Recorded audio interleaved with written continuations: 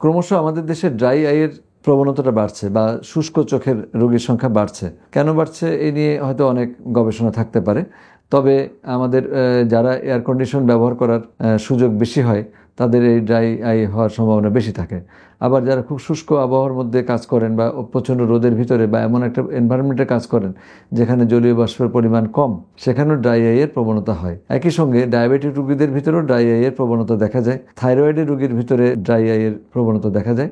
আরও কিছু জটিল রোগ আছে, আমরা পাবলিকলি এত জটিল রোগের জটিল নাম বলে আসলে কোনো লাভ নেই। তবে ড্রাই আই হলে বুঝবেন কি করে? বুঝবেন হলে চোখ একটু খসখস করে, চোখের পাতা ভারী ভারী লাগে, চোখ খুলে রাখার চেয়ে বন্ধ রাখলে মনে হয় আরাম লাগে, কারো কারো সকালবেলা ঘুম থেকে উঠলে চোখ খুলতে কষ্ট হয়, মনে হয় যে শুকনা আটকে আছে, এরকম ধরনের লক্ষণগুলোই দেখা দেয়। আর যেটা হয়, এই সমস্ত রোগীদের চোখ যেহেতু একটু খসখস করে এবং একটু চুলকানির ভাব থাকে, সে কারণে খুব ঘন ঘন চোখে ইনফেকশন হওয়ার প্রবণতা থাকে। এই জন্য ড্রাই আই হলে পরে আপনাকে যেটা করতে হবে, আর্টিফিশিয়াল টিয়ার অর্থাৎ কৃত্রিম চোখের পানি, এটা অনেক ব্র্যান্ড বাংলাদেশে পাওয়া যায়, অনেক ব্র্যান্ড। যেমন আমরা বেস্ট ফ্রেশ একটা ব্র্যান্ড ব্যবহার করতে পারি, একটা পলিটিয়ার একটা ব্র্যান্ড ব্যবহার করতে পারি। এরকম অনেকগুলো ব্র্যান্ড আছে যেগুলো আপনি দোকান থেকে কিনে নিয়ে নিজে নিজে চোখে দিতে পারেন, এতে কোনো নিষেধ নেই। মানে এই ড্রাই আই রিলেটেড যেগুলো ড্রপ, এগুলো ব্যবহারে ডাক্তারের প্রেসক্রিপশন বাধ্যতামূলক নয়। এটি আপনি সরাসরি দোকান থেকে কিনে নিজে চোখে দিতে পারেন। এটা গেল একটা ওষুধ দেওয়ার ব্যবস্থা। তবে ওষুধ দিলেই ভালো হয়ে যায় তা না, ওষুধ দিলে আপনি আরামে থাকবেন। যেমন আমরা তেল, ক্রিম বা স্নো এগুলো আমরা মাখি, বা অলিভ অয়েল বা এই ধরনের শীতকালীন যে সমস্ত ভেসলিন বা এই জাতীয় জিনিস হাতে পায়ে মুখে লাগাই আর্দ্রতা রক্ষা করার জন্য, ওটাও এরকম আর্দ্রতা রক্ষা করবে।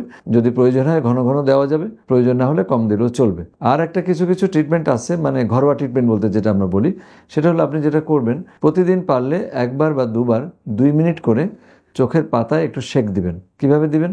একটু মৃদু গরম পানিতে, যেটা হাতের মধ্যে সহ্য হয়, বা এখানে একটু কাপড় বা তুলা যে কোনো একটা জিনিস, কাপড় ভিজিয়ে ওই ভিজা কাপড়টাকে চোখের পাতার উপরে চেপে ধরবেন। চেপে ধরে 2 মিনিট চেপে রাখবেন। অফিসিয়ালি যদি বলি তাহলে এটা 45 ডিগ্রি টেম্পারেচার, সেলসিয়াস টেম্পারেচার হতে হবে।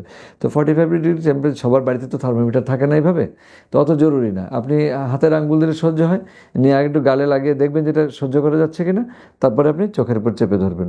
এভাবে যে 2 মিনিট করে শেক দেন, তাহলে চোখের পাতার ভিতরে যে ছোট ছোট গ্ল্যান্ড আছে যেখান থেকে অয়েল সিক্রেশন হয়, তৈলাক্ত বস্তু মানে বের হয়, যেটা চোখটাকে পিচ্ছিল রাখে, ওই তৈলাক্ত বস্তুর পরিমাণটা একটু বেড়ে যাবে বা ওর কোয়ালিটিটা ইমপ্রুভ করবে।